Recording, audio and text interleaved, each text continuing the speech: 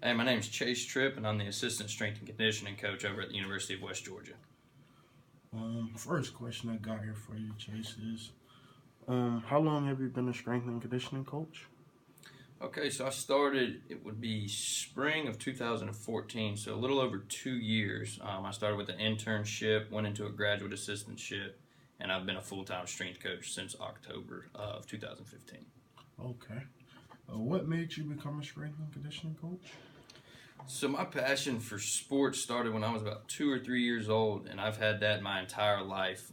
And then I started getting into working out at about 13 years old with my stepbrother. When I reached 17 or 18, my passion for health and fitness escalated a little bit. I became a personal trainer, and then I did an internship here at the University of West Georgia, loved it, and decided that I wanted to help athletes better themselves in and out of the weight room.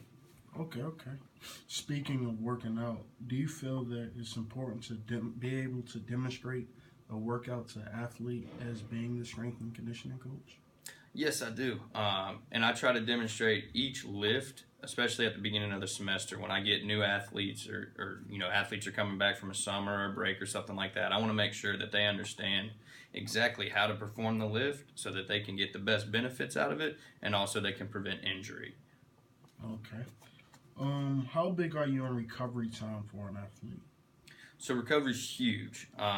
You're breaking your muscles down during your workout. I normally, if we're in season, they're doing such things as practices, and we're only going to lift probably twice a week. Off season, we're lifting 3 to 4 times a week, but at least 24 hours, if not 48 hours of recovery per each muscle group.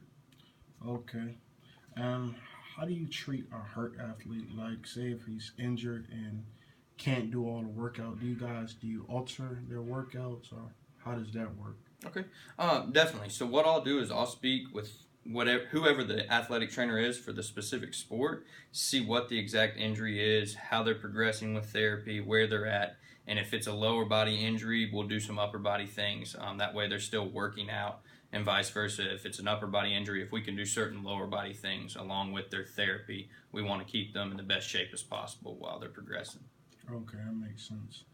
And how do you feel about physical punishment on an athlete? Like if an athlete shows up late to a workout, or if he doesn't do something on the workout sheet, are you big on physical punishment? Do you believe that that would help the athlete in the long run? I do. It's going to be more than just physical punishment, though. So I'm going to set aside an athlete and speak with them to see, why they were late, why they missed things, kind of get down to it a little bit. So if there's stuff going on with family or there's certain personal problems going on, I'm not just going to make them do 100 burpees. I want to make them feel comfortable and make them know that they can speak with me if need be.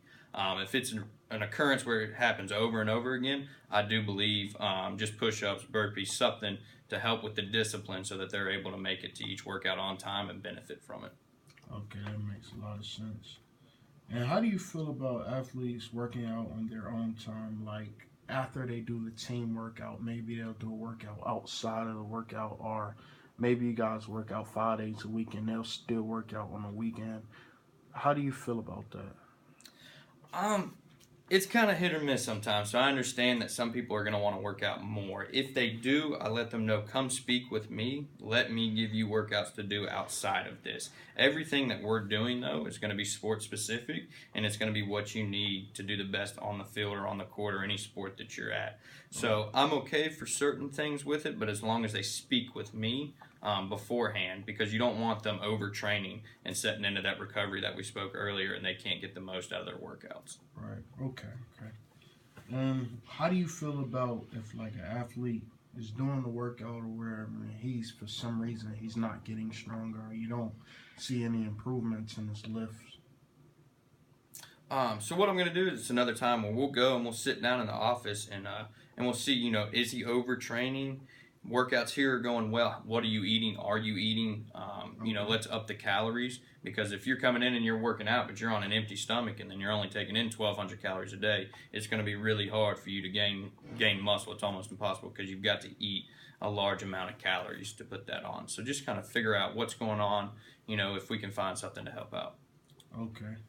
And how do you feel about dynamic stretching versus static stretching? Do you feel that dynamic stretching is vital when it comes to sports? Yes, believe entirely in dynamic stretching before the workout or before, a practice in that nature or before a conditioning session.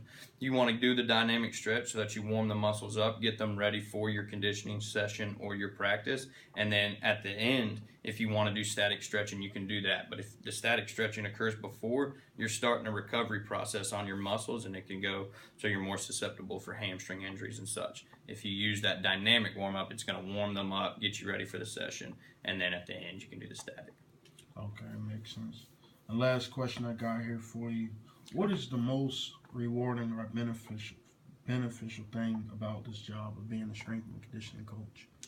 I would say without a doubt, seeing athletes set goals for themselves, reach those goals, and then also helping them outside of the weight room. So if they come and they need help with school or things in that nature, something's going on, for me to be able to help them in that situation. So just letting them be successful or helping them be successful within the weight room, within their sport, and within the classroom. Okay, man. Thank you, man. Appreciate it. Not a problem.